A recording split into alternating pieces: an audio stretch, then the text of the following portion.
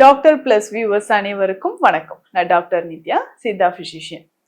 சர்க்கரை நோய் இருக்கக்கூடியவங்களுக்கு ஒரு ஹெல்த் ட்ரிங்க், அதாவது ஒரு டீ, நல்ல ஒரு எனர்ஜி தரக்கூடிய ஒரு டீ டெய்லி காலையில இதை குடிச்சாலே நல்ல ஒரு மாற்றம் தெரியும் அப்படின்னு பார்த்தோம்னா எது குடிக்கலாம்?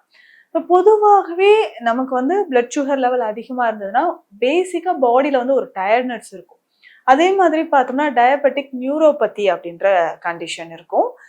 ஸோ இந்த நியூரோபதி இருக்கக்கூடிய கண்டிஷன்ல பொதுவாக இடுப்புக்கு கீழே கால் மூட்டு இருக்கு இல்லைங்களா, நீ ஜாயிண்ட்டுக்கு கீழே ரொம்ப வலி நமக்கு தெரிய ஆரம்பிக்கும். வலியோடு சேர்ந்து ஒரு நம்னஸ், மறுத்து போற மாதிரியான ஒரு உணர்வு, கொஞ்சம் கொஞ்சமாக காலில் குத்துற மாதிரி ஒரு உணர்வு இருக்கும். சின்ன சின்னதா குண்டூசி வச்சு குத்துற மாதிரி நமக்கு தெரியுது. கால் தரையில இருக்கா, நம்ம நடக்கிறோமா, ப்ராப்பரா நடக்கிறோமா, செப்பல் போட்டிருக்கோமா, ஏதாவது மிதிச்சா கூட நமக்கு தெரியல அப்படின்ற மாதிரி ஒரு நிலைமை இருக்கும். ஸோ அப்போ அந்த டைம்ல நம்ம பிளட் சுகர் டெஸ்ட் பண்ணி பார்த்தோம்னா ஒரு 300க்கும் மேல இருக்கும். ஸோ 300, 350, அதாவது ஆஃப்டர் ஃபுட்.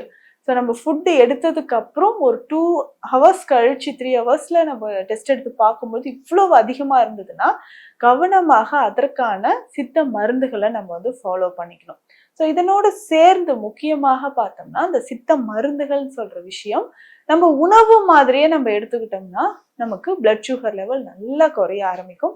இதனுடைய மாற்றம் அப்படின்றது நல்லாவே ஒரு மாதத்துக்குள்ள இதை நம்ம ஃபாலோ பண்ணிக்கிட்டே வந்தோம்னா, தொடர்ந்து ஃபாலோ பண்ணும்போது பிளட் சுகர் லெவல் நமக்கு குறைய ஆரம்பிக்கும்.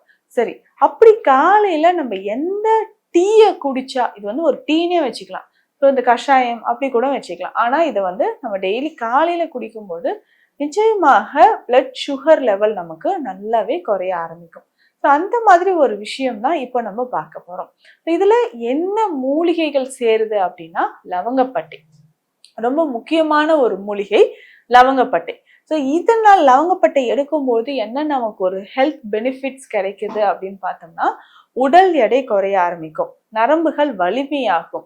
ஸோ அதிகமான உடல் எடை இருந்தா அது சரியாகிறதுக்கு நமக்கு லவங்கப்பட்டை பயன்படுது அப்படின்னு சொல்லலாம். அடுத்ததாக பார்த்தோம்னா கருஞ்சீரகம். ஸோ இந்த கருஞ்சீரகம் அப்படின்னு சொல்ற ஒரு விஷயம் வெப்பத்தன்மை இருக்கக்கூடியதுதான், ஆனா பிளட் சுகர் லெவலை குறைத்து நரம்புகளுக்கு வலிமை சேர்க்கக்கூடியது.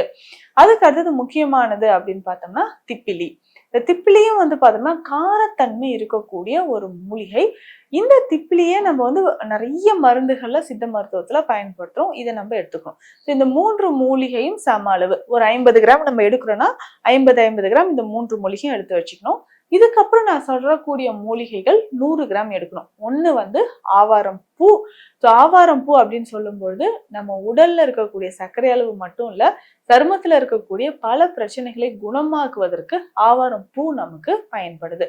ஸோ இதை தாண்டி அடுத்த மூலிகை அப்படின்னு பார்த்தோம்னா சடாமஞ்சள்.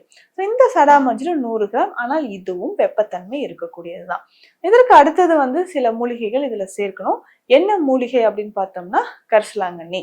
இந்த கரிசலாங்கண்ணி சுகர் பேஷண்ட்ஸ்க்கு, அதாவது நரம்பு சம்பந்தப்பட்ட பிரச்சனை, கால் எரிச்சல் இருக்குன்னா அதை சரி செய்யறதுக்கு நம்ம உணவாக பயன்படுத்தலாம். ஸோ இந்த கரிசலாங்கண்ணியும் நமக்கு பிளட் சுகர் லெவலை குறைக்கிறதுக்கு ஒரு முக்கியமான மூலிகை அப்படின்னே சொல்லலாம். ஸோ இதற்கு அடுத்தது பார்த்தோம்னா வெந்தயம். ஸோ இந்த மூலிகைகள் எல்லாமே நான் சொன்ன அளவுப்படி எடுத்து லேசா வறுத்து நம்ம பொடி பண்ணி எடுத்துக்கணும். ஸோ பொடி பண்ணி எடுத்ததுக்கு அப்புறம் தினமும் காலையில இதை டீ மாதிரி குடிக்கணும். பால் சேர்க்கவே கூடாது, இனிப்பும் எந்த இனிப்புமே சேர்க்க வேண்டாம். இந்த மூலிகைகள் எல்லாமே சேர்த்து நம்ம டீ மாதிரி ஒரு ஸ்பூன் போடுறோமா, 2 கிளாஸ் தண்ணியில நல்லா பாயில் பண்ணிட்டு ஃபில்டர் பண்ணி இதை அப்படியே குடிச்சிடணும். ஸோ இதை அப்படியே குடிச்சாலுமே என்னன்னா உடல்ல அதிகமான உஷ்ணம் ஏற்பட வாய்ப்பு இல்லை. ஏன்னா இந்த மூலிகைகளுக்கு பேலன்ஸ் பண்ற மாதிரி, வெப்பத்தன்மை இருக்கக்கூடிய மூலிகை இருந்தாலும் அதை பேலன்ஸ் பண்ற மாதிரியான மூலிகைகளும் இதுல சேர்த்தாச்சு. ஸோ அப்போ நம்ம உடல்ல அதிகமான உஷ்ணம் இருந்தாலோ பித்தம் அதிகமாக இருந்தாலோ அதை சரி செய்யறதுக்கு நமக்கு இந்த மூலிகை போதும். ஸோ இந்த கஷாயத்தை தினமும் காலையில நம்ம குடிச்சுக்கிட்டே வரும்போது கொஞ்சம் கொஞ்சமாக நம்ம உடல்ல இருக்கக்கூடிய சர்க்கரையோட அளவு குறைய ஆரம்பிக்கும்.